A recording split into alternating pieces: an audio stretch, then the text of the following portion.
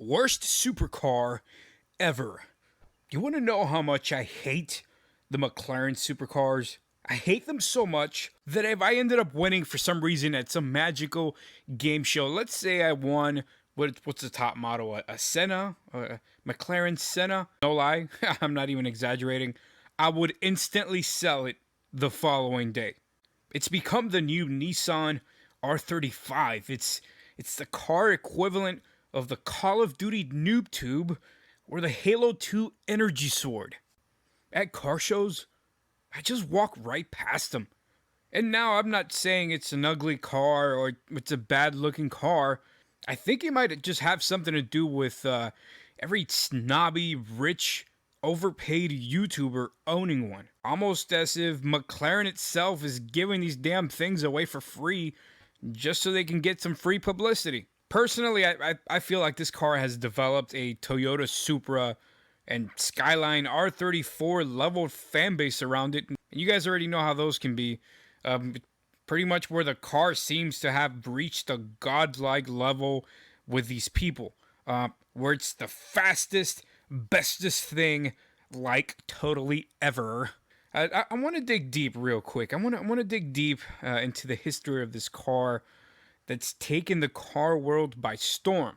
I want to know exactly what makes this car so popular to the point it's reached oversaturation, overexposure levels like the Ferrari 360. You guys remember that back in the late 90s, early 2000s? Everybody had a damn Ferrari 360 to the point where the value on those things dropped crazy, dude. Another car that comes to mind that everybody freaking had is, or everybody still has, is the Nissan 240 or the Mazda Miata. God, don't get me started on that. Everybody has a Miata.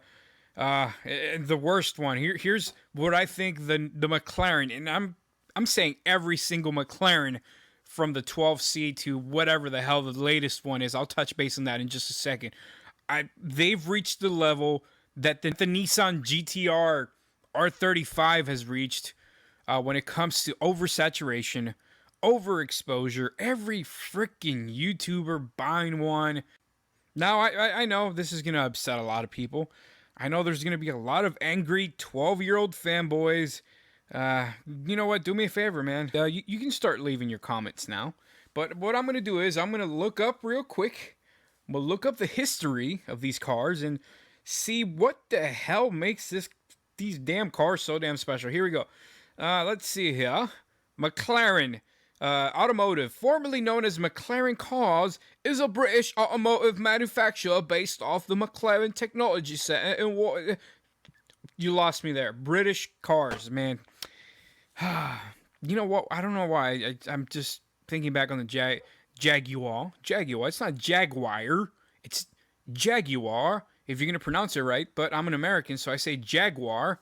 And it reminds me of that. It also reminds me of the Land Rovers, the Aston Martins. All iconic, great cars, but not the most reliable cars. So when I see British automotive manufacturer, I'm already turned off, man. I'm already turned away. No offense to anybody listening to this in the UK or England or anything like that. It's not personal against you. It's just like I wouldn't buy Russian cars. I love my Russian people, the Gulag, but I'm not going to buy your cars. I'm sorry, man. It sounded like a Jamaican Russian. Let's see. Even the history of this car is boring. Yeah, they made the F1 back in the 90s. It was the fastest car in the world. Yeah, I know, but then it got beat out by Hennessy and all these other people. Big deal. That's been overdone. Bugatti, etc. Every time I think about these cars, I think about Skittles for some reason, because there's literally like 30,000 different types of them, and for some reason they all just seem to like come in different flavors. They all just have a different color, and that's about it. The names are confusing. I don't understand what they literally all look the same. You know how Skittles, they all have different colors, which tricks your mind into thinking it's a different flavor, when in reality, it's actually just they all have one generic flavor. This car is the car equivalent of Skittles to me. Let's take a look at the McLaren 12C, for example. Okay, that looks like every other car that will look like a McLaren to me. Yeah, okay, I've seen this 1,000,000 times in every freaking YouTube, at every freaking car show. Let's see what the McLaren 570S looks like. Okay. What? Still looks the same. Literally looks the same, just a different color. Okay, fine. Let's see. Let's try the 625C. Again, looks the same, different color. Okay, well, how about the 650S? Looks the same. 675LT. The same, just green. Okay, cool. 720S. Okay, the headlights look a little bit different. You get my point. The only one that looks incredibly different is the McLaren Senna. And yeah, it's alright. It's just lowered. I know it's fast and all that. It does nothing for me. This car does absolutely nothing for me. What is so special about this car? Is it the price? Are these cars incredibly cheap? Let's look up the price on one of these. So it is around $200,000, and it does a 0 to 60 of 3.1 seconds. Okay, all right. Let's go take a look at maybe the Shelby, a 2013 Shelby GT 500. Let's see, price range $54,000, 0 to 60, 3.5 seconds. So I get to save almost $150,000. And I am 0.3 seconds slower than a freaking $200,000 McLaren. Yeah, I'll take the Shelby any day of the week. All right, let's bump it up. Let's see what the other, maybe it's the 520, 570. How about we look at the 570S price range? Okay, once again, $200,000+. Okay, fine. Let's see what the 0 to 60 is. 2.7 seconds. Whoa, that's fast. Going 2.7 seconds on a bull named Blue Fu Manchu. That's the only thing I know about that. What else does 0 to 60 in 2.7 seconds? The Dodge Demon. Let's see. Dodge Demon. Dodge Demon does 0 to 60 in 2.3 seconds compared to 2.7 seconds. So let me ask you guys. I want to ask you guys an honest question here. Give me your honest opinion. Would you take a Dodge Demon that, in my opinion, is more daily drivable? I wouldn't mind parking this thing at a supermarket. I wouldn't mind pulling up to a gas station with it, leaving it somewhere overnight, going to the mall with it, whatever.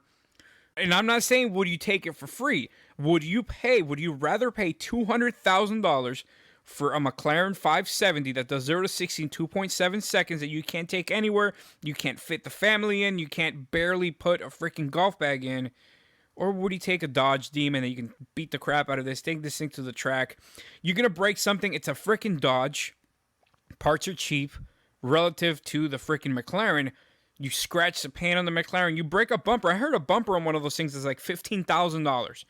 Give me a break. I am sick and tired of seeing all these damn YouTubers driving the same damn cars, man. And these 12-year-olds flock to this thing like if they're giving away free candy out of the ice cream truck at your local neighborhood. This thing is absolutely ridiculous, man. One of the most boring, just uninspiring cars that I've seen in the last 10 years.